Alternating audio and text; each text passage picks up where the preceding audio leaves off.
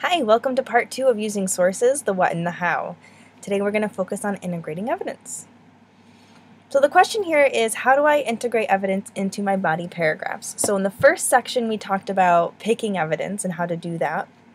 And now we're going to work on integrating the evidence into your body paragraphs, making sure that there's a nice flow between your ideas and the ideas from your outside sources. Okay, so the first thing you need to consider is, do I quote or do I paraphrase? A rule of thumb is if what you're trying to, whatever idea from the author that you want to use, if it's too long, paraphrase it. And we're going to talk about techniques for paraphrasing in another video. If it's, just right, quote it. All right. What you're going to do at the end of your first draft is you're going to look and make sure that there are not more quotes than your own words in a paragraph. So, when you're writing your first draft, go with your gut, and then when we revise, we can evaluate whether or not something needs to be quoted or paraphrased. And the way you're going to see that is if you have more quotes than your own words, then we need to go back and paraphrase. And then don't forget to cite it.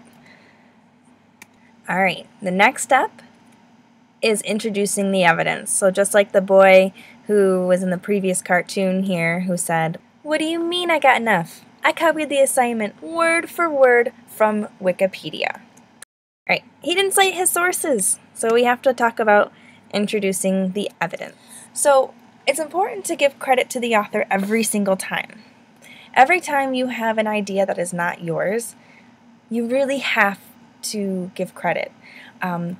It offers validity and reliability to your readers, and also lets them check to see what the original article was if they want to go read it.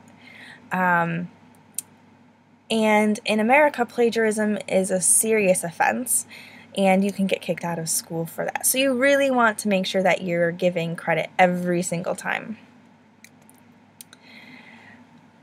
The title of the article is optional, okay? And really all you need is the author's last name. So this is important. We only want to include the author's last name. So here, we should note that you want to use the last name only. Never use their first name only. You can use their first and last name. Okay, you can do that. First and last, but never just their first name. And that's just a formality thing. It's because you don't know them, you're not friends with them. So, never use just their last name. Or I'm sorry, never just their first name, excuse me. The title of the article is optional. You will put the title in your references page. We'll talk about that at a little later date as well when we talk more in depth about citation, but the title will be on your references page. So don't think that just because you don't include it in your citation that you're not including it in your paper at all, because you are. It's just at the end. And this is important too. You want to use the title the first time only. It becomes really repetitive if you're always saying, "In the article family structures, in the article family structures." You really only need to include it the first time. Every time after that, you just need the last name. Okay, so that avoids repetition and, like I said, the title's in the references page, so not necessary. Let's take a couple examples that look at the various ways that you can introduce your evidence. The first one is using the article title. So you can see in the article, Family Structures by Datesman, Crandall, and Kearney, 2014. So it's also important to note that you include the year. Even when you're including just the last name, you're always going to have the year after it. Okay, so that's important to note, that every time you include the name, you should include the year. And we'll get into more specifics about that later on when we talk about citation. So here I have the article title, okay? Title. I have the authors, because there's more than one author. And here I went by the list on the book, so however they have it listed on the book is how I listed it, so not necessarily in alphabetical order. Then I have a verb, an action verb. Then I have my paraphrase of the main idea that I wanted to use as my evidence. So here I chose that the definition of family is difficult to describe due to the variety of structures in America today. All right, so that's just one option. Another option here is to use the phrase according to, followed by the authors. All right, so here I have all of my authors again. And then I have my selection that I chose to use as evidence. And notice here that I do not have the title. Now, students tend to get bogged up in the phrase according to. And it is a great way to introduce evidence, but please, please don't overuse it. I'm going to tell you guys in my class, one time per paper, okay? I really want you to experiment with the various ways that you can introduce your evidence. Don't get stuck in just using according to, according to. Mix it up a little bit, all right? All right, and the next one is a little bit more active because here I have a clear subject. My authors are my subject, all right? And then I have my action verb again, the year, of course. And I put the article in brackets here because I want to remind you that the title is optional, all right? And then I go ahead and I continue with the selection that I wanted to use as evidence.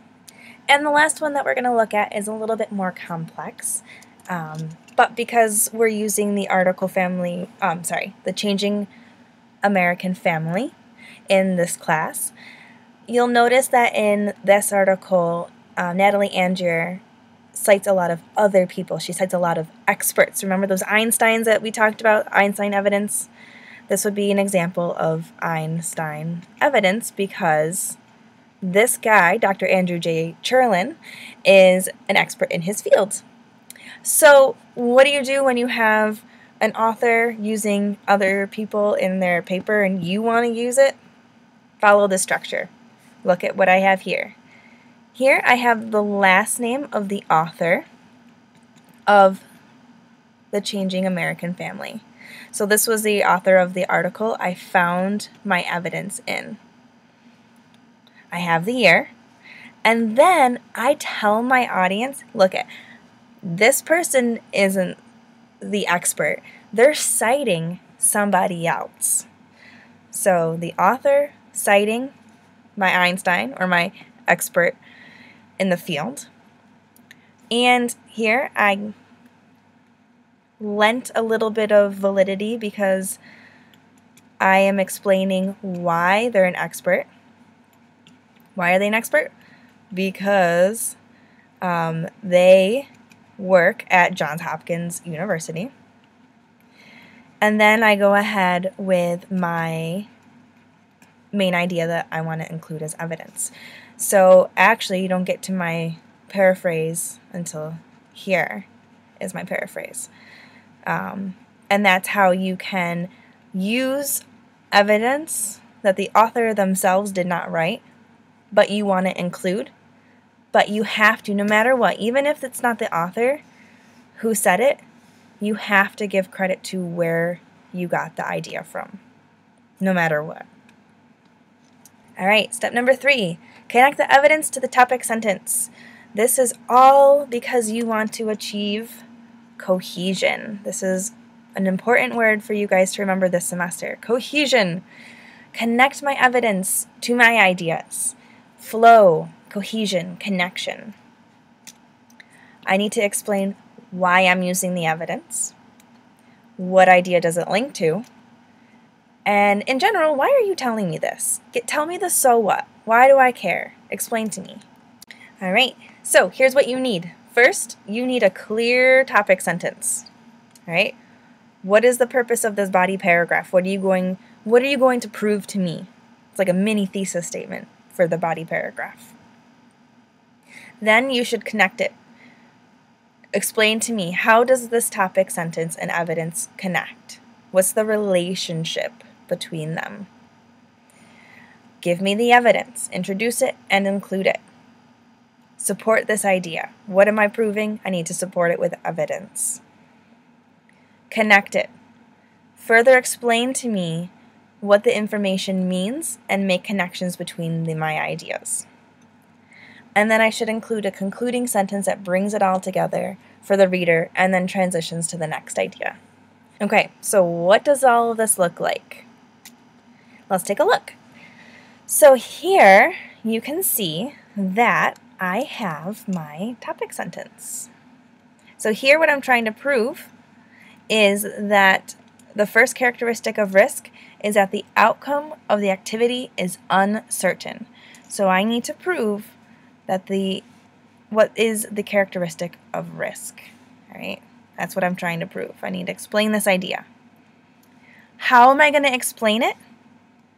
When the person begins the activity, he is not sure whether or not he will be successful. So here I'm explaining how. All right? How am I going to explain this topic? In this way. So I'm connecting my topic to my evidence. Here I am including the article title, Taking the Bungee Plunge. The author is very clear, and the year with a page number. My action verb, and then I include the quote. We build sustainable confidence not by taking life-threatening risks, but by gradually working at things we never thought we would achieve. Then I have my connecting in explanation. I'm using a phrase here, in other words, to signify that I'm going to explain what this means. So this is my connecting explanation, explaining how this piece of evidence is going to prove or support my purpose, my topic. In other words, a risky activity does not have to be dangerous, but it must involve trying to accomplish something we are not sure we are capable of doing. Look at how, here we are, okay, and we also had this right up here. So here you can see I'm making clear connections between my ideas. So these connecting explanations are really important to achieve that cohesion. And then I tie it up for my reader. Here I include my conclusion, my so what's. What does all this mean?